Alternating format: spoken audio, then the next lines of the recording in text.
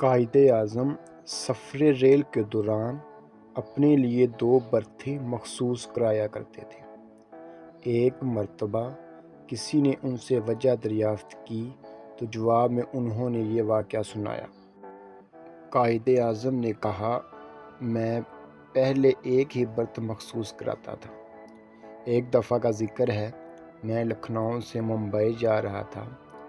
کسی چھوٹے سے اسٹیشن پر ریل رکی تو ایک اینگلو انڈین لڑکی میرے ڈبے میں آ کر دوسری برتھ پر بیٹھ گئی۔ کیونکہ میں نے ایک ہی برتھ مخصوص کرائی تھی، اس لیے خاموش رہا۔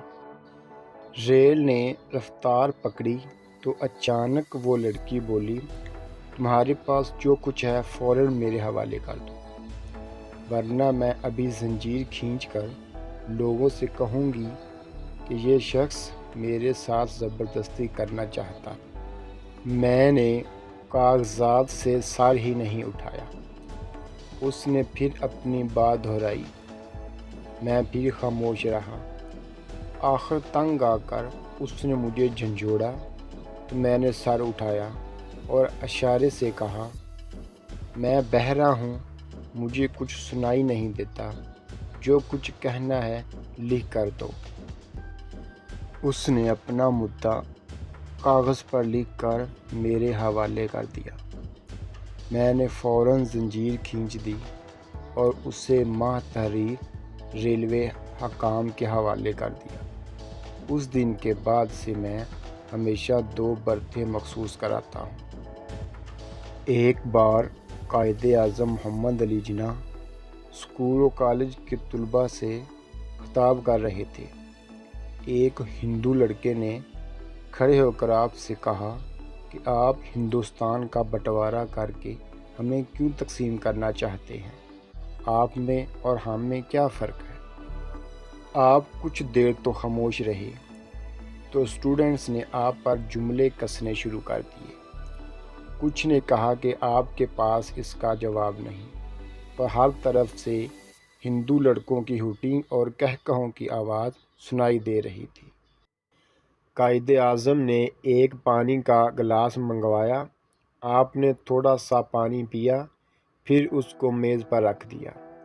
آپ نے ایک ہندو لڑکے کو بلایا اور اسے باقی بچا ہوا پانی پینے کو کہا، تو ہندو لڑکے نے وہ پانی پینے سے انکار کر دیا۔